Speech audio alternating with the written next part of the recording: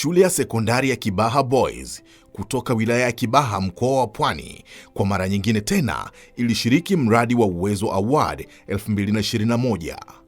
Wanafunzi hawa walifanya vizuri sana, maana walivunja rekodi yao wenyewe kwa kupata tuzo ya kipekee kabisa ya kwanza kwa mara ya pili mfululizo katika shule 224 za mikoa ya Dar es Salaam, Pwani na Morogoro. Shule hii inamilikiwa na shirika la elimu la Kibaha. Mradi huu wa Uwezo Award huratibiwa na shirika lisilokuwa la kiserikali la Great Hope Foundation, ukiwa na lengo la kuwapa wanafunzi nafasi kujifunza ujuzi wa kijasiriamali wakiwa bado wako shuleni. Shule hii ya Kibaha Boys ilishinda na kushika nafasi ya kwanza na kupata tuzo ya juu kabisa ya dhahabu, yaani Gold Trophy, na kuonesha kuwa wao sio tu wazuri katika taaluma peke yake, bali pia hata katika kazi za nje ya darasa wana upeo mkubwa sana wa kuzifanya na kuzikamilisha.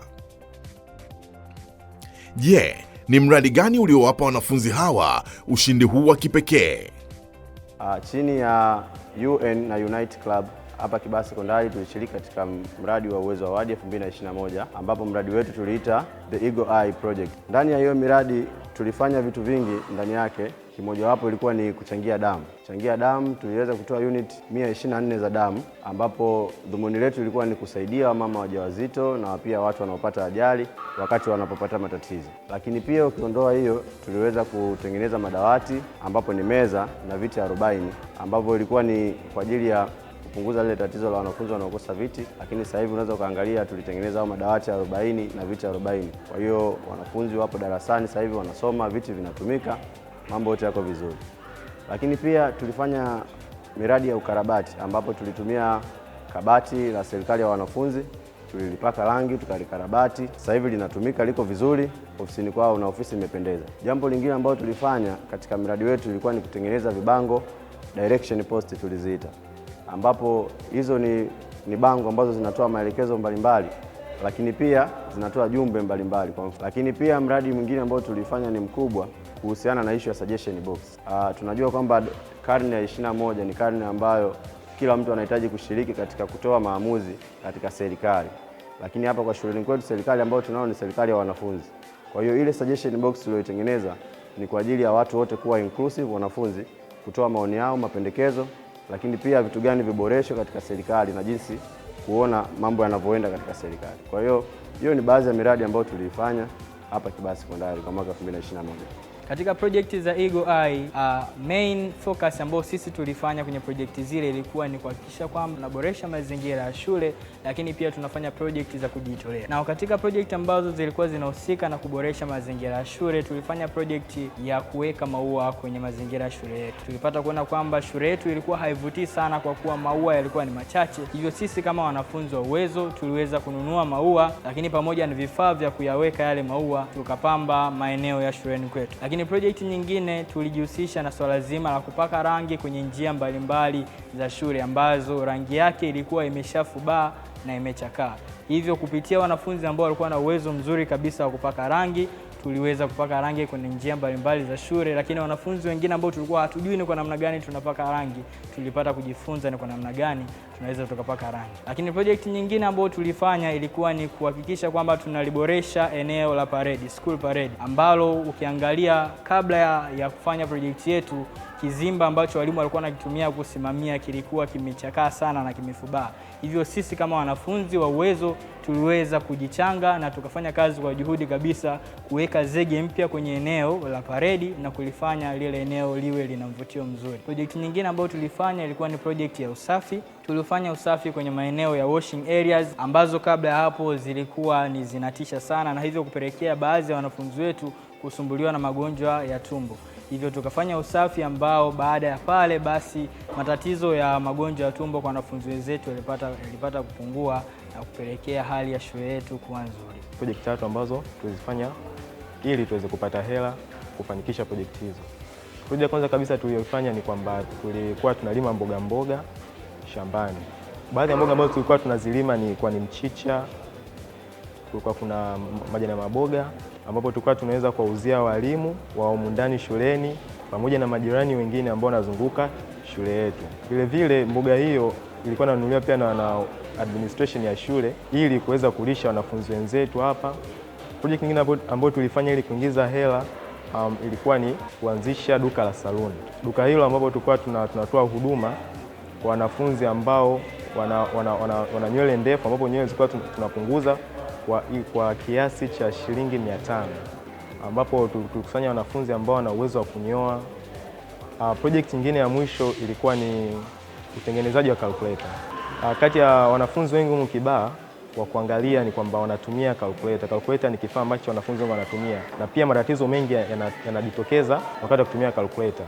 Hivi basi tukakusanya wanafunzi ambao wana uwezo mkubwa na wana ujuzi fulani kuhusu calculator, tuka organize vizuri. Baada ya kuorganize tukatengeneza advertisement hapa, kwa kila mtu akawa anajua kwamba sehemu fulani kwamba tunatoa huduma za kutengeneza calculator. Baada ya hapo watu wakaanza kuleta calculator zao na tukaweza kutengeneza calculator moja kutengeneza kwa shilingi 1000. Tulifanya vile mradi wa kupaka matranka ya wanafunzi wenzetu rangi. Hii tulifanya mradi kuondoa kutu ambazo zilikuwepo, vile kuongeza muonekano mzuri katika matranka yao. Mradi huu ulituingizia fedha nyingi kwa sababu matranka ya wanafunzi wenzetu mengi yalikuwa yana kutu. Kwa hiyo wanafunzi wenzetu walikuwa wakilipa kiasi cha fedha ili mradi kupata huduma hiyo. Hivyo hiyo njia mojawapo ikatusaidia kupata fedha ya kuendesha miradi yetu mbalimbali. Vile tulitumia ufundi wa vijana wenzetu ambao walikuwa nao wa kushona viatu pamoja na vitabu. Kwa hiyo katika mwaka huo tulitumia uwezo ambao walikuwa nao tukashona vitabu pamoja na viatu vya wanafunzi wenzetu. Hivyo ikatuwezesha sisi kupata pesa ya kuweza kufanyia miradi yetu. Vile katika njia nyingine tulitumia huduma ya kutoa mazoezi yanayoitwa aerobic. Mazoezi haya ni mazoezi maalum yanayotumia staili ya muziki. Kunakuwa kuna muziki, watu wanafanya mazoezi kama wanacheza. Huduma hii tulitoa hapa shuleni kwa gharama ya shilingi 200 kwa wiki. Hivyo wanafunzi wakawa wanahudhuria mazoezi hayo ya aerobic, sababu mazoezi haya ni muhimu sana na imarisha afya ya ubongo, mifupa. Kwa hiyo ikatusaidia kuweza kupata fedha ya kuendeleza miradi yetu. Vile tuliweza kutumia event mbalimbali kupata fedha kama Golden Premium. Event hizi zilikuwa zinahusisha wanafunzi kuonyesha talenti zao, vipaji ambavyo walikuwa navyo kama ya uimbaji, uchezaji, kuigiza, fashion. Kupitia vipaji hivi wanafunzi walitoa michango mbalimbali. Michango ile ilituwezesha sisi kama wana uwezo na wanayuna hapa wa Kibaha Sekondari kupata fedha ambazo zilituwezesha kufanya hiyo miradi yetu 19 ambayo tulikusanya kwenye Uwezo Project. Hapa wanaelezea changamoto mbalimbali walizopitia katika kufanya mradi huu. Tulikuwa tuna ukosefu wa muda kutokana na ratiba nyingi za shule, tulikuwa tukibana na hivyo kukosa kupata muda wa kutosha kuweza kukamilisha miradi yetu. Changamoto nyingine tuweza kupitia ilikuwa ni ukosefu wa maji katika miradi yetu. Mfano mradi wa shambani pale katika kilimo, tulikuwa tuna ukosefu au uhaba wa maji, hivyo tulilazimika kufuata maji sehemu za mbali ili kuweza kukamilisha mradi huo. Pia tulikuwa tuna matatizo ya kamera. Tuweza kuwa tunarekodia matukio ambayo tulikuwa tunayafanya hapa katika miradi yetu, kupata ule ushahidi. Hivyo tuweza kutatua tatizo hilo kwa kumwomba mwalimu na kutumia kamera yake kurekodi ile matukio. Pia tulikuwa tuna matatizo katika ujuzi wa baadhi ya vitu fulani, mfano katika kuchonga na kuandika mabao. Hivyo tulibidi twende kwa watu wazoefu na hivyo kupata huo ujuzi na kuweza kukamilisha mradi huo. Pia tulipata tatizo katika wito wa watu. Tulivyoanza mradi wetu tulikuwa tuna watu wengi, ila tulivyozidi tukiendelea kufanya mradi watu walikuwa wakipungua. Hivyo basi tuliweza kutatua tatizo hilo kwa kuendelea kuhamasisha watu waendelee kuja na kutusaidia katika mradi huo. Kutokana na hiyo tuliweza kutatua tatizo hilo. Je, katika mchakato wa kufanya mradi huu kuna mambo wamejifunza? Nimeweza kujifunza vitu mbalimbali, kama cha kwanza kwenye swala zima nimeweza kupata ujuzi. Nimepata ni namna gani kama ujuzi wa kuchora, ujuzi wa kuchonga. Mbali na hapo pia nimeweza kupata ujuzi kwenye masuala zima ya ukulima, kwenye swala la kulima mboga za majani, hizi mboga mbalimbali ambazo zinaweza kusaidia katika kuijenga afya yetu. Pili, jambo ambalo nimeweza kujifunza ni kuhusu kutunza mazingira ya kutunze. Kupitia uwezo nimeweza kufahamu kuwa sisi kama binadamu au watu ambao tunaishi katika mazingira yetu tunapaswa kuweza kuyatunza ili waweze kututunza, tuweze kuepukana na magonjwa mbalimbali kama ya mlipuko haya kama kipindupindu. Bali na hapo tumeweza kujifunza kwenye masuala zima ya afya. Kama mwanachama ndio niweze kuweza kuitunza afya yangu na afya ya watu wengine, kuhakikisha kwa mazingira na sehemu zile zote ambazo zinaweza zikapelekea magonjwa ya mlipuko kuwa safi na salama kama sehemu za uwani. Kwa kupitia mimi kama mwanachama nimeweza kupata hivyo vitu na mpaka sasa hizi ninajivunia kwa mwanachama wa Uwezo.